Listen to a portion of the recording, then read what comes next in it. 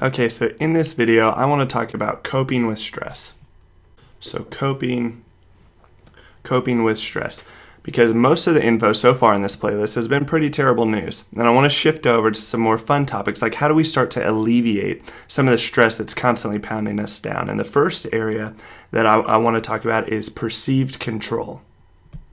So perceived control. And many studies have shown that a perceived lack of control is associated with higher rates of stress. So Dr. Robert Sapolsky showed this with baboons who have social hierarchy structures that are quite similar to humans. And based off blood samples and studying stress hormone levels, he determined that those primates at the bottom of the barrel socially experience much more stress than the ruling elite baboons. And then similarly, a human study called the Whitehall study showed the exact same effect in humans based off relative rank in the workplace over in Britain. And so it makes good physiological sense based on the understanding that our body responds to perceived threats through that choreographed stress response that we've been talking about, and that a lack of control is certainly a perceived threat. So it makes sense that low socioeconomic status and lack of control increase stress. And one suggestion made by Dr. Robert Sapolsky to respond to this is to look for areas of your life where you can take a little bit of that control back. So to be the king of your own castle. And maybe this is captaining your work softball team, or securing a leadership position in your community, or even scheduling out events that stress you out so that you feel in control when it's time to complete them. You actually making the schedule. But perceived control can help us cope with stress. And then the next big area is optimism. And Dr. Patch Adams was certainly an advocate of laughter as the best kind of medicine in that 1990s film.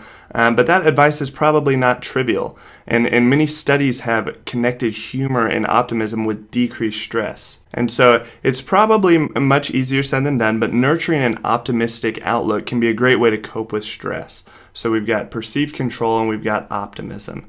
And then the next one is through social support. Social support is the next coping mechanism for stress, and it's one of the best coping mechanisms of stress, because deep connectedness allows us to confide those painful or difficult feelings, and that allows us to understand that we're not alone in many of those feelings, and this can contribute to our perception of control and our optimism.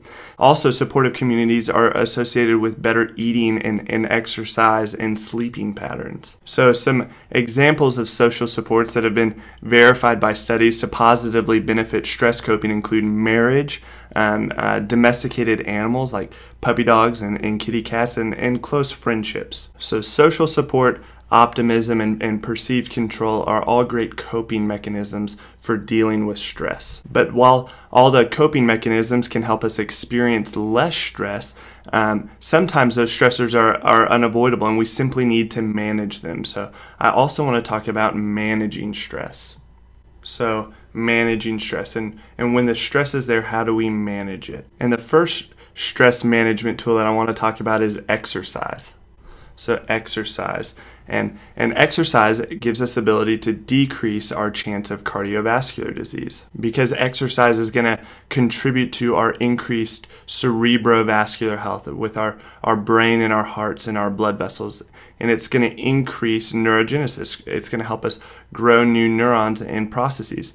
But you can't just be a weekend warrior. You need to exercise daily. So 20 to 30 minutes daily is suggested in order to get those cardiovascular effects that we want. And also regular exercise, especially for stress relief, requires a good amount of planning. So you're going to have to plan, because we're going to have to shove aside a lot of the stressors that we're combating just to make time for this exercise.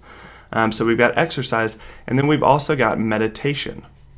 We can put meditation in our stress management tool belt, and this is going to help us lower our heart rate and our blood pressure and our cholesterol. And it's kind of hard to have a symbol for meditation, but the best one that I could come up with is this Om symbol, because when I think of meditation, I think of that Om sound, and this is the Hindu ohm symbol. But of note, the literature is still out on the persistence of these effects related to meditation. And it's kind of obvious that the kind of people who choose to meditate are already responding to stress a bit differently.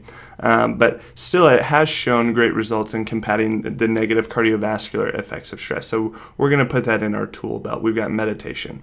And then we've also got religious beliefs and faith. It's actually a nightmare of political correctness to come up with a symbol for religious beliefs and faith. So I'm going to try to choose one that's maybe less obvious. I want to offend as few people as possible. We'll put the yin and the yang up there. And this might be correlated, this religious belief and faith aspect of stress management might be correlated with a generalized kind of healthier lifestyle, because excessive alcohol and tobacco use are generally frowned upon by many of the big world religions. And then another big part of faith-based stress management are the social supports that are usually associated with these places of worship. But again, we're going to put this in our stress management tool belt. And then the last area that I want to talk about is cognitive flexibility.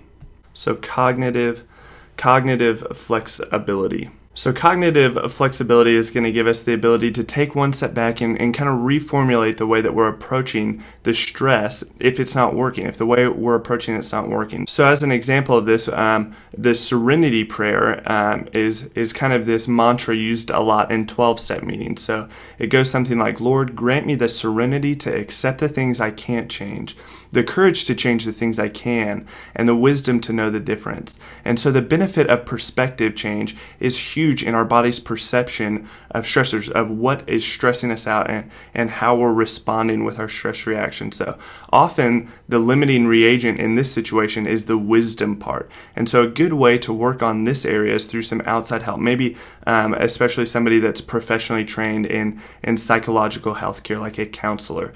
But cognitive flexibility is going to be put into our stress management tool belt. So we have 4 great areas that we can focus on stress management when those stressors are just there. And we've got 3 areas up top with stress coping that will hopefully help us reduce some of the stress that's in our life.